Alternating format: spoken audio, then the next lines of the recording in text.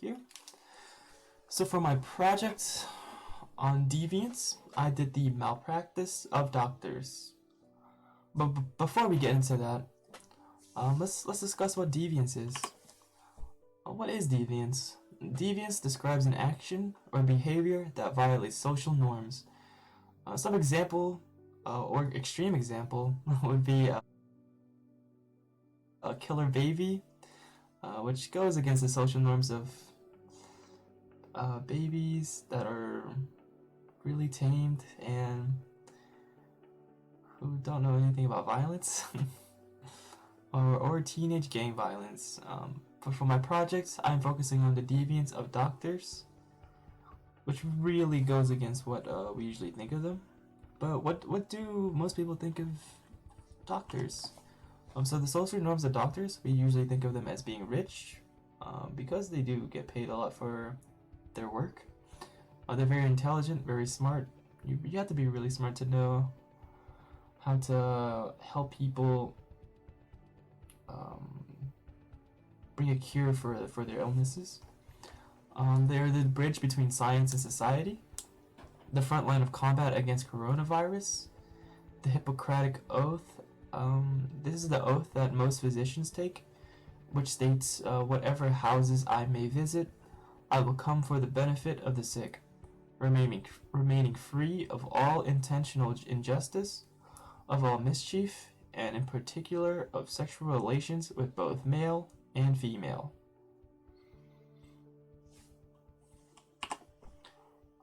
So what do we call, this is what we call for when these doctors do end up acting up. We call them malpractices. And according to the American Board of Professional Liability Attorneys, medical malpractice occurs when a hospital, doctor, or other healthcare professional, through negligent act or omission, causes an injury to a patient.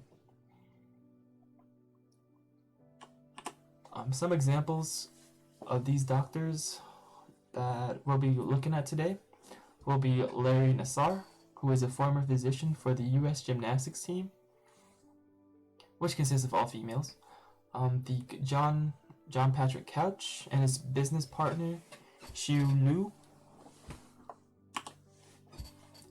So Larry Nassar, on January 24th, 2018, former physician Nassar received 40 to 125 years in prison for first-degree criminal sexual conduct, in addition to another 60 years by federal court for child pornography. So this guy was basically the head of physician for the female gymnastics team for the US. And we saw him on the news quite a bit after it all happened, which he basically sexually assaulted each of his patients on that team. And it was really revealed by the girls who came forward with it, by pretty much almost all of them. And it's more common than you would like to think. So according to the Atlanta Journal-Constitution, 2/3 of doctors disciplined for sexual misconducts were permitted to practice again in the state of Georgia, which shouldn't, in my opinion, it should not be allowed after something like that occurs. According to the article written by the Atlanta Journal-Constitution, the state medical board, they would secretly cover these things up by using vague language, and occasionally they would allow these doctors to be classified as impaired physicians, and they would put them through a quote-unquote rehabilitation program, which essentially was not really a program at all. They just allowed them to keep working as normal.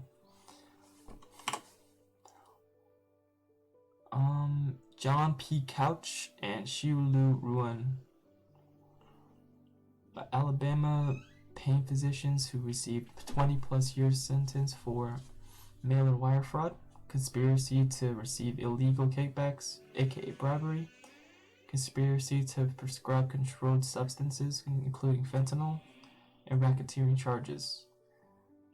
These guys made millions upon millions of dollars by overprescribing their patients with opioids.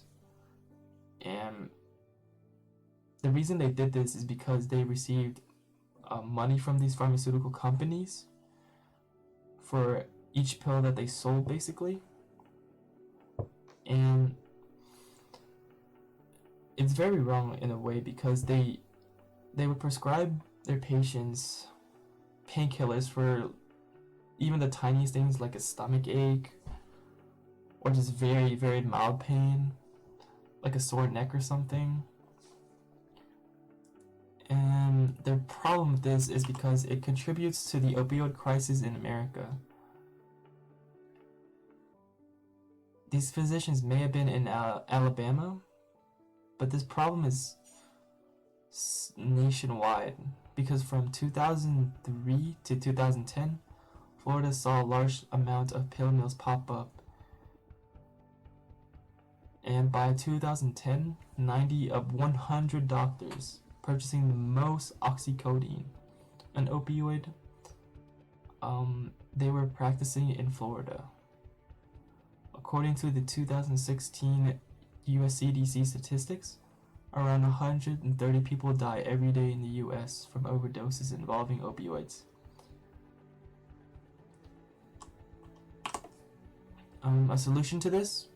In 2018, California passed a law requiring doctors to tell new patients if the state medical board has placed them on probation for activity involving patient harm.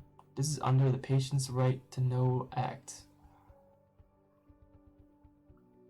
And this bill was essentially helped pass by the victims of Larry Nassar. Furthermore, on that same year, California also required doctors who prescribe opioids to consult a cures database, which helped track and identify chronic users of opioids, and especially those who are doctor shopping, which are people who go around to different physicians hoping to get them a prescription of any opioid in order to satisfy their addiction. So in conclusion, these doctors make up the overwhelming minority of the 900,000 doctors who are licensed here in the US. Even acts of doctors are things of nightmares. And over the last 2 decades, the misconduct of healthcare professionals has taken its step into the spotlight of America's concern. However, it must be further addressed by those impacted. It can be scary to speak their truth against these malpractices, but whether they know it or not, they have a voice that can prevent these events from happening again. Through codified law, we are able to bring justice to those deviants who make up only a minority of the healthcare system. We must not judge all medical specialists in such a light, because the majority of them genuinely want to help us. Thank you.